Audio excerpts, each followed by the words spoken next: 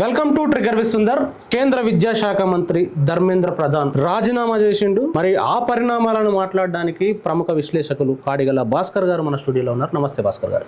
నమస్తే భాస్కర్ గారు, ఈ నీట్ లీక్ తర్వాత, పరీక్ష పేపర్ లీక్ తర్వాత రద్దు, తర్వాత విద్యార్థుల ఆందోళన, వాళ్ళు పెట్టిన మూడు డిమాండ్లు రెండే రోజుల్లో నిన్న చర్చలు జరిగినాయి. అవును, 3 డిమాండ్లు నెరవేరినాయి. ధర్మేంద్ర ప్రధాన్ రాజీనామా చేసిండు. ఎట్లా చూడాలి పరిస్థితిని? బీజేపీకి అంతకన్నా గత్యంతరం లేదు. ధర్మేంద్ర ప్రధాన్ రాజీనామాక చెయ్యకుండా ఉండే పరిస్థితి బీజేపీకి లేదు. ఇన్ కేస్ ధర్మేంద్ర ప్రధాన్ రాజీనామాని గనక వాళ్ళ బీజేపీ కనుక ముందుకు వచ్చి చేయించకపోయి ఉంటే ఈ డిమాండ్ నరేంద్ర మోడీ రాజీనామా చేయాల వైపు మళ్తుంది. వచ్చింది, అప్పటికే వచ్చేసేస్తుంది. ఒక స్టూడెంట్స్ మాట్లాడుతారు. రెండోది, మూమెంట్ ఢిల్లీ బేస్డ్గా ఇప్పుడు మిలిటరీ పేరుతోటి, పోలీసుల పేరుతోటి విద్యార్థుల పైన అత్యంత జుగుప్సకరమైనటువంటి దాడి చేసిన తర్వాత ఈ దేశం అంతా చెలించింది వాళ్ళని చూసి. ముఖ్యంగా ఆడపిల్లల విషయంలో పోలీసులు వ్యవహరించినటువంటి నీచమైన పద్ధతులు ఏవైతున్నాయో, వాళ్ళు పోలీసులో తెలియదు, గుండాలో తెలియదు, బ్యాడ్జీలు కూడా కార్యకర్తలో తెలియదు, ఎవడో తెలియదు. కానీ వాళ్ళు ఆడపిల్లలతోటి విద్యార్థులతోటి వ్యవహరించినటువంటి ఒక జుగుప్సకరమైనటువంటిది ఏదైతుందో ఈ దేశాన్ని కదిలించింది అది. రెండోది ఏంటంటే, చాలా మంది ఏమనుకుంటారంటే హిందువులందరూ బీజేపీ భావజాలంతో ఉంటారని చెప్పేసి బీజేపీ అనుకుంటుంది. హిందువులు చేసుకునేటువంటి పండుగలు, హిందువుల యొక్క భక్తిని, హిందువుల యొక్క దేవుళ్ళని వాళ్ళు చేసుకుంటుంటే వీళ్ళు పోయి ముందర జెండా పెట్టుకొని వీళ్ళంతా మా వాళ్ళని చూపించుకుంటారు బీజేపీ. ఒరిజినల్గా హిందువులు ఎవరు కూడా ద్వేషాన్ని నింపరు. కనుక ఈరోజు తిట్టేటువంటి వాళ్ళు, ట్రోల్ బ్యాచ్లు, వీళ్ళందరూ ఆర్ఎస్ఎస్ కనసన్నాలలో ఒక పెయిడ్ ట్రోల్స్ వాళ్ళంతా. ఒరిజినల్గా హిందువులు అట్లా ఏం ఉండరు. కనుక ఇన్ని రోజులు బీజేపీ ఏదైతే ఒక నెరేటివ్ను దేశంలో సృష్టించిందో, హిందువులందరికీ మేము ప్రతినిధులం అన్నటువంటి నెరేటివ్, ఆ నెరేటివ్ను పటాపంచలు చేసింది కాక్రోచ్ జనతా పార్టీ.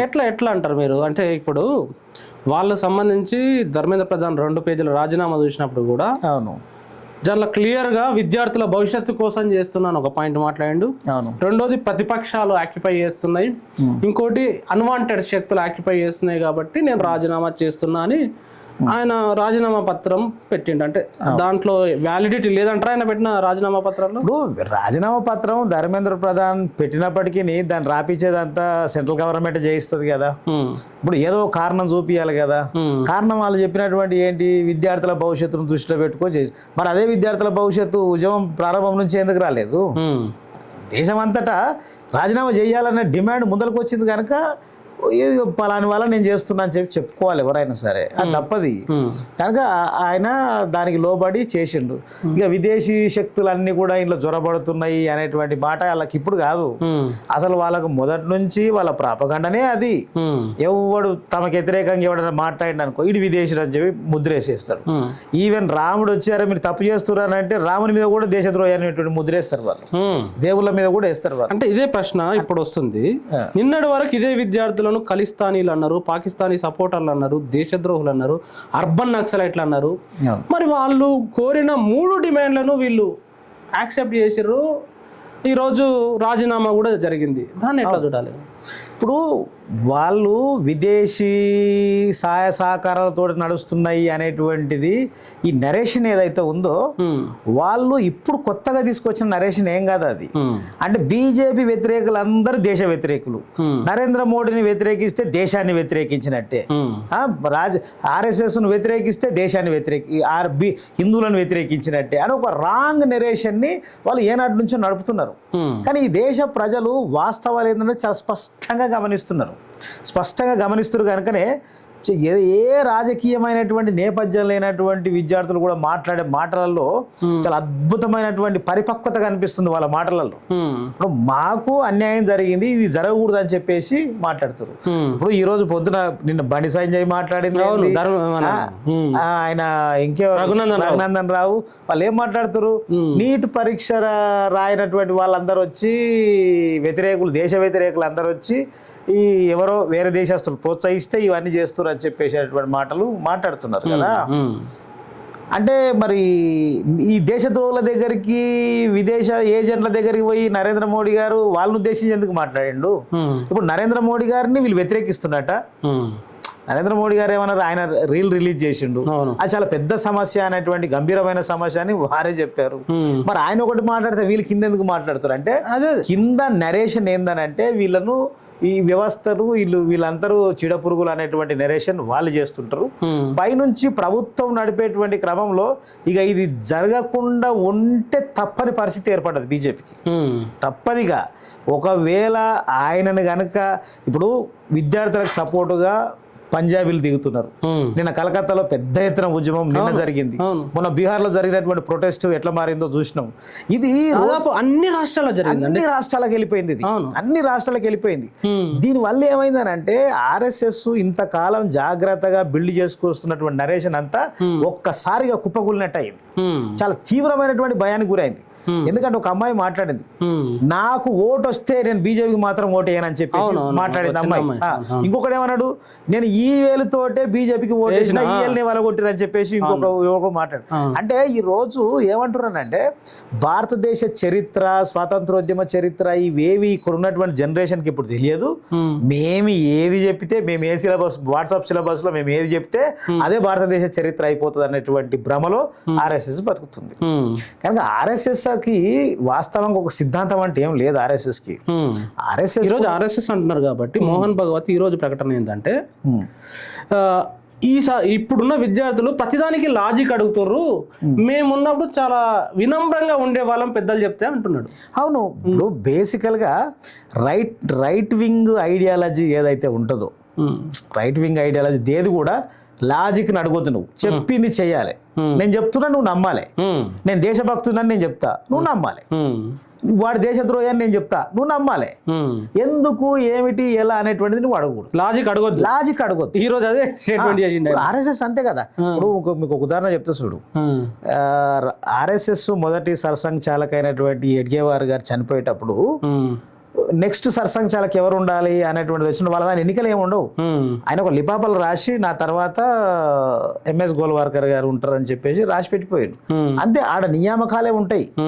వాళ్ళ దాంట్లో దేశము ఒక రకమైన భావజాలాన్ని ఎక్కిస్తారు వాళ్ళు. ద్వేషం అనేటువంటి భావజాలాన్ని సెంట్రిక్ గా చరిత్రను మొత్తం వక్రీకరించుకుంటూ వచ్చి చరిత్రను తమకు అనుగుణంగా మార్చుకోవాలన్నటువంటి చేసుకుంటూ వస్తారు. ప్రశ్నించడం అనేది వాళ్ళ దృష్టిలో తప్పు. ప్రశ్ననే తప్పు వాళ్ళ దృష్టిలో. మేమే చెప్తే నువ్వు అది వినాలి అనేటువంటిది వాళ్ళకు ఉన్నటువంటి ఆలోచన.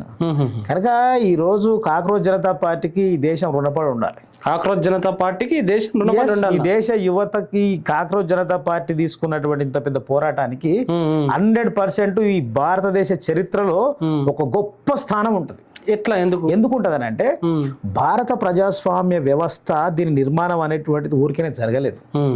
బ్రిటిష్ వాళ్ళకి వ్యతిరేకంగా జరిగినటువంటి ఒక మహత్తరమైనటువంటి పోరాటంలో ఈ దేశ ప్రజలందరికీ ఉన్నటువంటి ఆస్పిరేషన్స్ ఏవైతున్నాయో ఆ ఆస్పిరేషన్ యొక్క మూల్యాంకనంగా భారత రాజ్యాంగం ఏర్పడ్డది.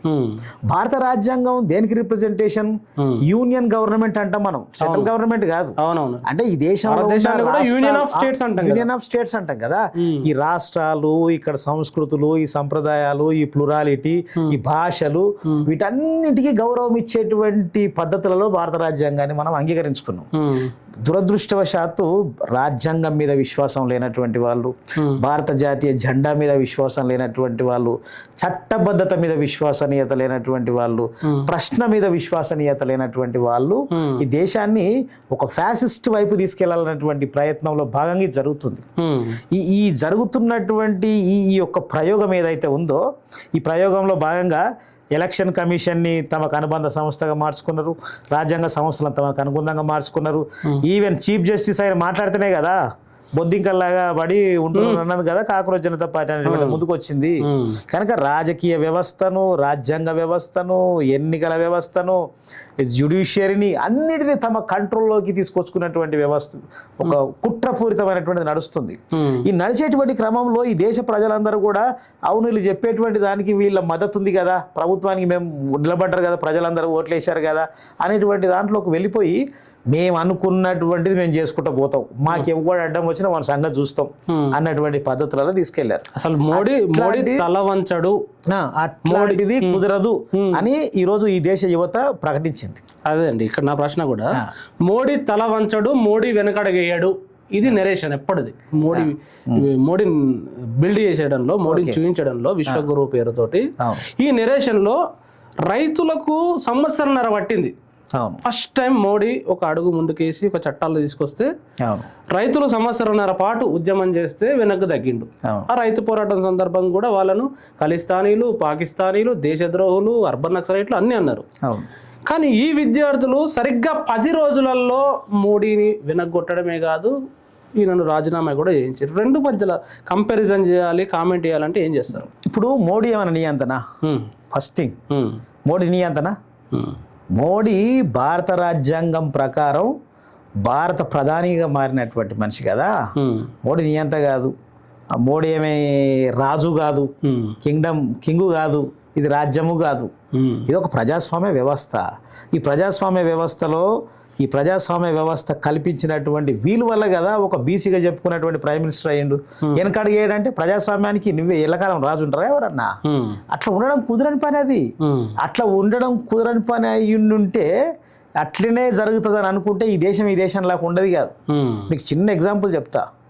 ఇప్పుడు జర్మనీలో హిట్లరు అంత నియంతృత్వ అధికారంతో రాజ్యం వెళ్ళింది కదా. ఎన్నెన్ని పరిపాలించిండు? 12 సంవత్సరాలే. హిట్లరు తన నియంతృత్వంతో జర్మనీని 12 ఏళ్ళే పరిపాలించాడు. ముస్సోలిని 11 ఏళ్ళే పరిపాలించాడు. జర్మనీ కన్నా ఇండియా ఎన్ని రెట్లు పెద్దది పాపులేషన్ లో? జర్మనీ కన్నా భూభాగంలో ఇండియా ఎంత పెద్దది? జర్మన్లో ఉన్నట్టు ఒకటే భాష లేదు కదా ఈడ. ఇన్ని భాషలు, ఇన్ని సంస్కృతులు, ఇన్ని ఉన్నాయి కదా ఈ దేశంలో కుదరదు. ఇంకా రెండో ఎగ్జాంపుల్ చెప్తా. పాకిస్తాన్లో ఇండియాకి పాకిస్తాన్కి ఒకటేసారి కదా అటు ఇటు అయిపోయిన దేశాలు. పాకిస్తాన్లో ఇప్పటికీ 3 సార్లు మిలిటరీ రూలింగ్ వచ్చింది. అవును. ఇండియాలో ఎందుకు రాలేదు మరి? ఇండియాలో ఎందుకు రాలేదు? అసలు ఇండియా మిలిటరీ సరిపోతుందా ఇండియాలో మిలిటరీ రూల్ పెట్టడానికి కోసం? ఇండియా మిలిటరీ సరిపోతుందా ఇండియాలో పెట్టడం కోసం? అది హైలీ ఇంపాసిబుల్. ఒకవేళ అట్లాంటి ప్రయత్నాలు చేసినా అవి సక్సెస్ కావవి. కనుకనే భారతదేశంలో అట్లాంటిది ఏమీ జరగలేదు. అది కనుక ఇండియా అనేటువంటిది ఎంత విస్తారమైనటువంటి దేశం అని అంటే చాలా పెద్ద దేశం. ఇదంతా ఇప్పుడు ఆర్ఎస్ఎస్ ఏమని భావిస్తుందని అంటే తను ఒక కార్యక్రమం రాసుకొని తన కార్యక్రమంలో భారత రాజ్యాంగాన్ని తీసుకుపోయి తన కాగితంలో పెట్టేసి మింగేద్దామని అనుకుంటుంది ఆర్ఎస్ఎస్. అది జరగని పని. అది హైలీ ఇంపాసిబుల్. ఈ దేశంలో అటువంటిది జరగదు అని చెప్పి కాక్రోచ్ జనతా పార్టీ కూడా ఈరోజు ప్రూవ్ చేసింది. అదే ఇది ఒక కంపేర్ చేయండి. రైతు ఉద్యమాన్ని కాక్రోచ్ ఉద్యమాన్ని కంపేర్ చేస్తే ఎట్లా చూడాలని అంటే ఇప్పుడు బీజేపీ, ఆర్ఎస్ఎస్ లాంటి సంస్థలు ఏంటనంటే తమ సిద్ధాంతానికి అనుగుణంగానే వ్యవస్థ అంతా నడవాలి, ఈ దేశాన్ని మతరాజ్యంగా చేస్తాం అనేటువంటి సిద్ధాంతం కదా వాళ్ళది. ఒక్కటి చెప్పిన ఒక సారాంశం ఒకటి ఉంది దీంట్లో. అది రైతుల పోరాటమైనా యువకుల పోరాటమైనా. ఇప్పుడు చిన్న ఫలితాల కోసం చిన్న ఎఫర్ట్ అవసరం అవుతుంది. పెద్ద ఫలితాల కోసం పెద్ద ఎఫర్ట్ అనేటువంటిది అవసరం అవుతుంది. కనుక ఈ ఒక విశ్వాసం ఏం కల్పించినాయి అంటే మొదట రైతులు, ఇప్పుడు యువకులు ఈ దేశానికి ఇచ్చిన విశ్వాసం ఏంటంటే మనం కొట్లాడితే మనం విజయం సాధిస్తాం అనేటువంటి విజయాన్ని. ఎంత పెద్ద ప్రభుత్వం పైన అది ప్రభుత్వం ఎవరన్నా కానీ ప్రభుత్వం ఏ ప్రభుత్వం అయినా సరే. ఒకనాడు ఇందిరాగాంధీ కన్నా పవర్ఫుల్ ఏం కాదు కదా భారతదేశంలో ఆ టైంలో. మరి ఇందిరాగాంధీ టైంలో ఎమర్జెన్సీ వ్యతిరేక పోరాటంలో ఆ రోజు ఆర్ఎస్ఎస్, జనసంఘ్, ఈ దేశంలో అన్ని రాజకీయ పార్టీలు ఎమర్జెన్సీకి వ్యతిరేకంగా పోరాడినాయి కదా. మరి పోరాడి విజయం సాధించారు కదా. 75లో ఎమర్జెన్సీ పోయినా 77లో ఎన్నికలు పెడితే కాంగ్రెస్ అనేది అట్టర్ ఫ్లాప్ ఓడిపోయింది కదా. కనుక ప్రజాస్వామ్యం యొక్క బ్యూటీ, ఇండియా బ్యూటీని దీన్ని ఏం చేస్తున్నారంటే ఇంద్రధనస్సు లాంటి ఒక మంచి అనేక రకాల కలర్ల పువ్వులు కలిగినటువంటి దేశాన్ని అన్ని పువ్వులకు ఒకటే రంగు వేస్తాం మేము, కాషాయం రంగు వేస్తాం అని చెప్పి అనుకుంటారు వీళ్ళు. అది జరగనటువంటి పని. కనుక ఈ దేశానికి ఉన్నటువంటి ప్రత్యేకత రీత్యా ఈ దేశం కంపల్సరిగా తన ఏదో ఇది ఇప్పుడు కాలం కాదు. ఇది నువ్వు మొత్తం ప్రాచీన భారతదేశ చరిత్ర చూసినా ఈ దేశంలో రిపబ్లిక్స్ ఉన్నాయి, డెమోక్రట్స్ ఉన్నారు ఆనాటి నుంచి. తత్వశాస్త్రంలో కూడా అనేక రకాల విభాగాలు, నాస్తిక దర్శనాలు ఉన్నాయి, ఆస్తిక దర్శనాలు ఉన్నాయి, బౌద్ధం, జైనం ఇటువంటి అనేకమైనవి వచ్చినాయి. ఆ తర్వాత కాలం బౌద్ధం పోయిన తర్వాత ద్వైతం, అద్వైతం, విశిష్ట అద్వైతం లాంటి గొప్ప ఉపనిషత్తులు చాలా గొప్ప సంస్కృతి కలిగినటువంటి దేశం ఇది. కనుక ఇవన్నిటిని తీసుకొచ్చి నేను చెప్పినట్టు నడవాలనేటువంటి వ్యవస్థ ఏదైతే ఉందో అది దేశంలో నడవదు. కనుక నువ్వు ఎంత అన్న చేయి, ఎంత మందిని మేనేజ్ చేయి, ఏమన్నా చేయి, ఈ దేశాన్ని నువ్వు అనుకున్న రీతిలో మలపడం కుదరదు. ఈ దేశానికి ఉన్నటువంటి కోర్ లక్షణం ఏదైతే ఉందో ఆ కోర్ లక్షణానికి అనుగుణంగా నువ్వు ఈ దేశాన్ని పరిపాలించాల్సి ఉంటుంది తప్ప. ఇప్పుడు అక్బర్ రాజు కదా, అక్బర్ రాజు జోధాన్ ఎందుకు పెళ్లి చేసుకుండు? అక్కడున్న రాజపుత్రులని తన రాజ్యంలో ఊకే నాకు ఈ సమస్య ఎందుకు రాబాయి అని చెప్పి పెళ్లి చేసుకుంటే సంబంధాలతో అయినా సరే తన రాజ్యాన్ని పెంచుకుందాం అని చెప్పేసి అక్బర్ వచ్చింది. ఇప్పుడు కాశ్మీర్ గురించి చాలా మంది మాట్లాడతారు కదా, అసలు కాశ్మీర్ భారతదేశంలో ఫస్ట్ జయించినటువంటి వాడు అక్బరే. అక్బర్ జయించిన ఫస్ట్ కాశ్మీర్ని. తర్వాత మొఘల్ సామ్రాజ్యం బలహీనపడిన తర్వాత మళ్ళీ ఆఫ్ఘన్ల చేతులకు పోయింది, మళ్ళీ అక్కడి నుంచి రంజిత్ సింగ్ చేతులకు పోయింది. రంజిత్ సింగ్లకు పోయిన తర్వాత బ్రిటిష్ వాళ్ళు అమృత్సర్ యుద్ధంలో కాశ్మీర్ తమ వశం చేసుకున్నారు. ఆ అమృత్సర్ ఆ కాశ్మీర్ని డోగ్రా రాజులకు బ్రిటిష్ వాళ్ళు అమ్మేసిరు ఆ రోజు. ఆ సబ్జెక్ట్ మళ్ళీ చరిత్రలో భారతదేశం అనేటువంటి దానికి ఉన్న చరిత్ర ఇష్టం వచ్చినట్టుగా మలపని కుదరది. కనుక నిన్నటి చరిత్రనే ఇవాళ ఉంటుంది, ఈ రోజు నడుస్తున్నదే రేపు ఉంటుంది. కనుక విర్రవీగతనం అనేటువంటిది కుదరదు. ఇక్కడ ఇంకొకటి ప్రశ్న అండి, వీళ్ళ IT cell, BJP IT cell WhatsApp university A narration అయినా తీసుకెళ్తుంది అనేది ఒకటి. ఇలా గోధి మీడియా భారతదేశంలో ఉన్న జాతీయ మీడియాగా చెప్తున్నది మొత్తం వీళ్ళదే. ప్రతి రాష్ట్రంలో ఉన్న ప్రధాన 2-3 మొత్తం వీళ్ళ కంట్రోల్లో ఉన్నాయి. ఇంత పెద్ద సమాచార శక్తి, దాంతోపాటు ఇప్పుడు చెప్తున్న ఫేస్బుక్లు, యూట్యూబ్లు, ఇన్స్టాగ్రామ్లు, ట్విట్టర్లు, బీజేపీ కానీ గవర్నమెంట్ ఏం చెప్తే అది చేస్తున్నది. ఈ సందర్భంలో కూడా ప్రజల వాయిస్ ఎట్లా వెళ్ళింది, ఎట్లా గెలవడానికి ఉపయోగపడ్డది నిజంగా చాలా మందికి అర్థం కాని విషయం. అర్థం అంటే ఇప్పుడు సింపుల్ ఇది. ఇప్పుడు వాళ్ళ ఎజెండాను భారతీయతనే ఓడించింది, భారతీయత వాళ్ళ ఎజెండాను ఓడించింది. వాళ్ళు ఏమనుకున్నారంటే ఒక ఆర్గనైజ్డ్గా కొన్ని ఐటీ కంపెనీలను పెట్టి అందులో వేల మందిని రిక్రూట్మెంట్ చేసి వాళ్ళ ద్వారా ట్రోలింగ్ చేసి అమ్మన బూతులు తిట్టి వాళ్ళ మానసిక స్థైర్యాన్ని దెబ్బతీసి వీళ్ళందరినీ సోషల్ మీడియాలో యాంటీ మోడీ కానీ యాంటీ బీజేపీ నరేషన్ రాకుండా చేయాల్సినటువంటి బండబూతులు ఇవన్నీ చేసే పనులని మనకు తెలుసు అవి. కానీ అటువైపు అంతా కొన్ని 100 కోట్ల రూపాయలు ఖర్చు పెట్టి వాళ్ళ నరేషన్ వాళ్ళు తీసుకెళ్తున్నారు కదా, వేల కోట్లు కదా. మరి ఇటు నుంచి సగటు ఏ వ్యక్తి ఆ వ్యక్తి తన చేతికి దొరికిందని పోరాడినట్టుగా సోషల్ మీడియాలో కూడా వాళ్ళ ఎజెండాని చాలా పవర్ఫుల్ గా కౌంటర్ చేసుకుంటారు. ఇది ఆర్గనైజ్డ్గా ఏం లేదు కదా, ఇదేమి సోషల్ మీడియా మిగతా ఈ దేశంలో ఉన్నటువంటి వాళ్ళందరూ కూడా పోనీ కాంగ్రెస్ దానిలాగా పెద్ద సోషల్ మీడియా పెట్టి అన్ని వేల కోట్లు ఖర్చు పెట్టి దానికి వ్యతిరేకంగా ఏమైనా చేసిందా? అదేం లేదు. పోనీ కమ్యూనిస్టు సోషల్ మీడియా అంతా ఏమైనా ఆర్గనైజ్డ్ ఉందా? అది లేదు. పోనీ బహుజన సోషల్ మీడియా అట్లా ఆర్గనైజ్డ్ ఉందా? లేదు. మరి ఎవరు దీన్ని అంతా ఫేస్ చేశారు? ఈ దేశంలో ఉన్న భారతీయత అనేటువంటిది ఏదైతే ఉన్నదో దాని బేస్డ్గానే ఈ దేశ చరిత్రను, ఈ దేశ రాజకీయాలను, ఈ దేశ అవసరాలను, ఈ దేశ సార్వభౌమత్వాన్ని అన్నింటినీ పునికిపుచ్చుకున్నటువంటి ఈ దేశ ప్రజలే తమ భారతీయతకు వ్యతిరేకంగా జరుగుతున్నటువంటి ఎజెండాకి వ్యతిరేకంగా నిలబడ్డారు. సోషల్ మీడియాలో ఇండివిజువల్ కదా అంతంత పెద్దదాన్ని కొట్టాడుతారు కదా. ఇప్పుడు కాక్రోచ్ జనతా పార్టీలో వచ్చినటువంటి సాధారణ యువకులు గోడి మీడియాను పట్టుకొని మీకు శిక్ష కదా, ఈ యూత్ చేసినంత ర్యాగింగ్ చేయలేదు కదా, ఈ బీభత్సం కదా. అంటే నువ్వు ప్రజల్ని ఒక సూత్రం ఉంది కదా, కొద్ది మందిని ఎక్కువ కాలం మోసం చేయొచ్చు, ఎక్కువ మందిని కొద్ది కాలం మోసం చేయొచ్చు, కానీ అందరినీ అన్ని కాలాల్లో మోసం చేయడం అనేది కుదరని పని అది. కనుక ప్రతి వ్యవస్థకి ఒక సత్యం అనేది ఉంటుంది, ఒక ధర్మం అనేది ఉంటుంది. అవి వ్యవస్థ నడిపిస్తుంటాయి, ఆ వాల్యూస్ నడిపిస్తుంటాయి. ఆ వాల్యూస్ మీద నిలబడి ఇవి మా మతం అని చెప్పేసి దీన్ని ఇది మా ప్రాపర్టీ చేసిరలు.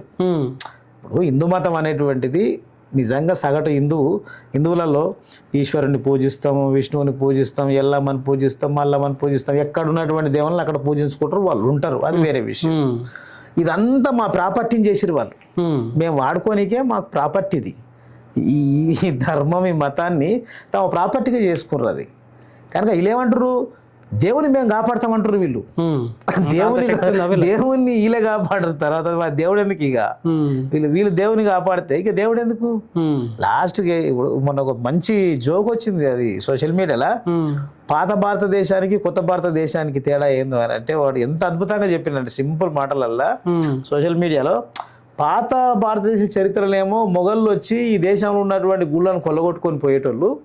ఇప్పుడు వచ్చింది ఆత్మనిర్భర భారత్. ఇది ఆత్మనిర్భర భారత్లో మేమే గుళ్ళు కట్టుకుంటాం, మేమే దొంగతనం చేస్తాం అని చెప్పేసి వాడు చెప్పిండు. కనుక ఈ దేశం రియలైజ్ అవుతుంది.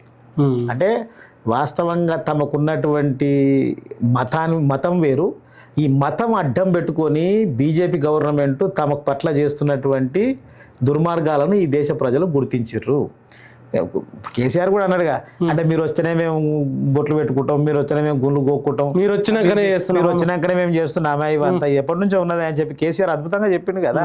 కనుక బీజేపీ అనేటువంటిది ఒక రకంగా ఈ హిందుత్వ సిద్ధాంతం ఎవరు చెప్పారు?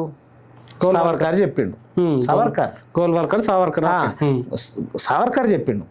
సావర్కర్ 1922లో ఎసెన్షియల్స్ ఆఫ్ హిందుత్వ అనే పుస్తకం రాసిండు, చిన్న బుక్లెట్ రాసిండు. అందులో హిందుత్వ అని అంటే ఏంటి అని అంటే, హిందుత్వ అనేది మతం కాదని చెప్పి సావర్కర్ చెప్పాడు. హిందుత్వ అనేది మతం కాదు, ఇది ఈ దేశాన్ని తమ మాతృభూమిగా పితృభూమిగా భావిస్తారో, ఈ దేశంలో ఈ కల్చర్ని మిగతా వాళ్ళందరూ కూడా అంగీకరిస్తారో, ఇక్కడే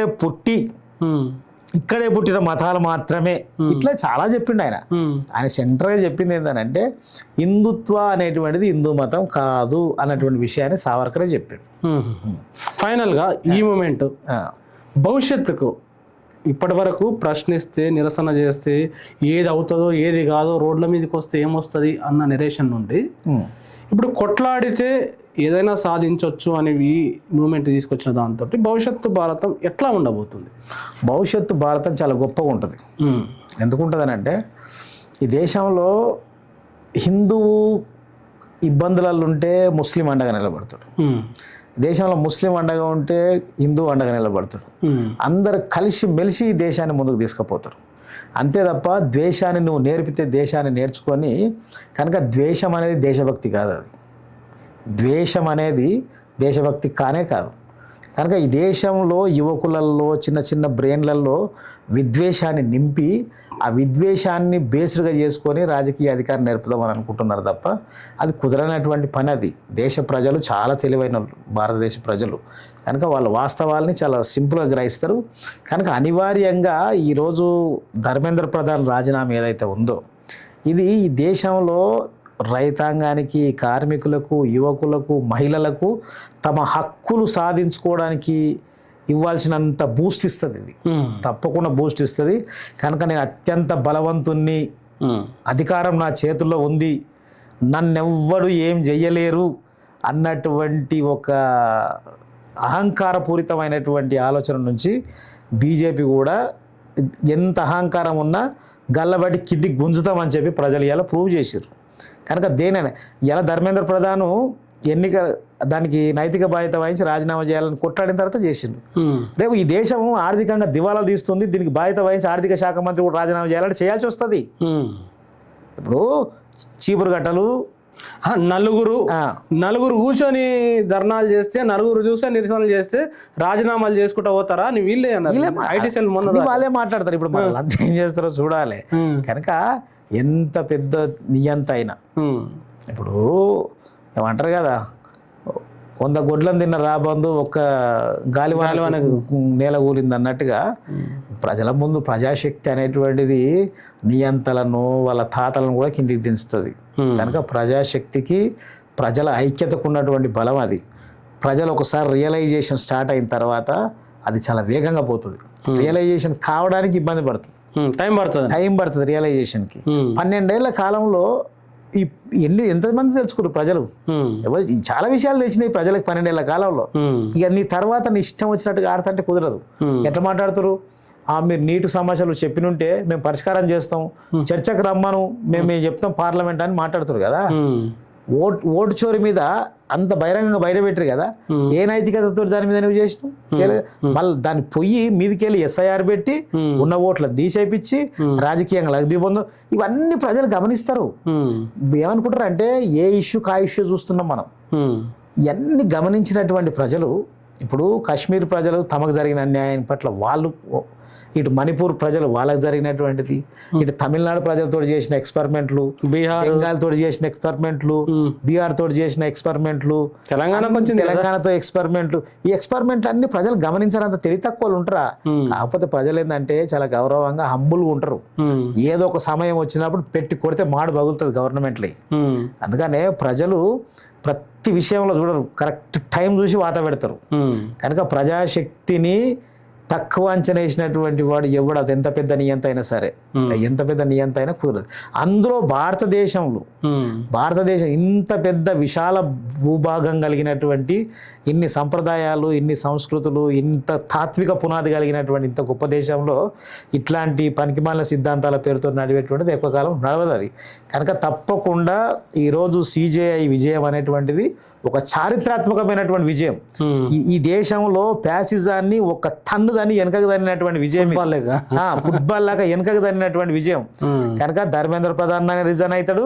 రేపు ప్రజలందరూ అనుకుంటే, ఇప్పుడు బీజేపీ ఏమనుకుంటుందంటే ఎన్నికల మిషన్లను ట్యాంపర్ చేస్తాం, ఎన్నికలను మాకు అనుగుణంగా చేస్తాం, ఎలక్షన్ కమిషన్ మా కంట్రోల్ పెట్టుకుంటున్నాం, దీన్ని అడ్డం పెట్టుకుని ఏమన్నా చేస్తాం దేశం అనేటువంటి ధీమలకు బీజేపీ పోయింది కదా. నువ్వు ఆ పద్ధతులలో అధికారాన్ని వాడితే మేము ఈ పద్ధతులలో పోరాటం వాడతామని ప్రజలు రియలైజ్ అవుతారు రేపు.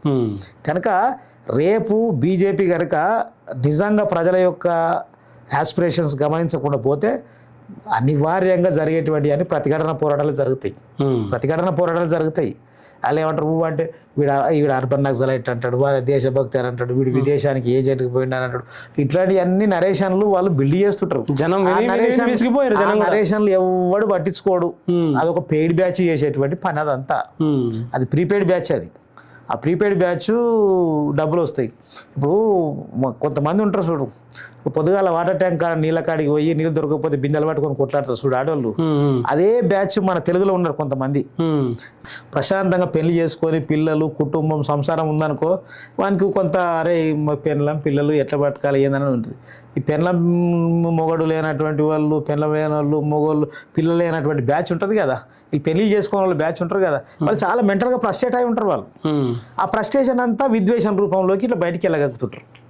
మీరు ఆర్ఎస్ఎస్ గురించి అంటారా? అలా అంటలేను. జనరల్ ఎవడైనా అంటే కుటుంబము పిల్లలు పెళ్ళ మీద అంటుంటేనేమో ఒక బాధ్యత ఉంటుంది. వాళ్ళు ఎట్లా బతికించుకోవాలి, ఏం చేయాలి, వాళ్ళు ఎట్లా ఉంటారు, రేపు భవిష్యత్తులో ఎట్లా స్థిరపడతారు అని ఆలోచనలు ఉంటాయి.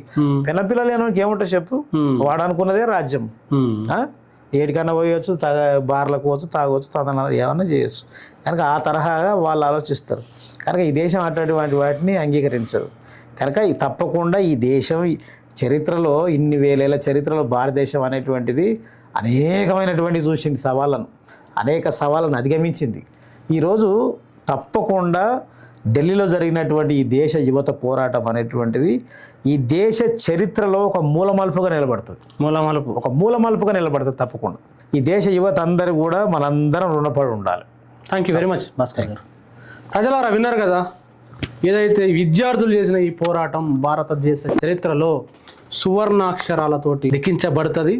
అదేవిధంగా ఇది ఒక పెద్ద మలుపుకు, పెద్ద మార్పుకు నాందిగా మారబోతుంది అని చెప్పేసి భాస్కర్ గారు అంటున్నారు.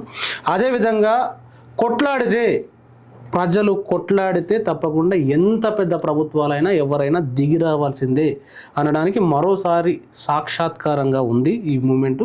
కాబట్టి ప్రతి ఒక్కరికి ఒక బలాన్ని, ఒక విశ్వాసాన్ని ఇచ్చింది అంటున్నారు. ఆయన అనేక అంశాలని ప్రస్తావించినారు. భారతదేశ చరిత్ర, భారతదేశము, భారతదేశ వైవిధ్యము, ఇన్ని అంశాలని ప్రస్తావిస్తూ ఇప్పటి ఉద్యమాన్ని కూడా చాలా నీట్గా, క్లియర్గా విశ్లేషించినారు. మరి ఆయన చెప్పిన అంశాలపైన మీ కామెంట్ కూడా చెప్పండి. Thank you very much. చూస్తూనే ఉండండి డీటెయిల్.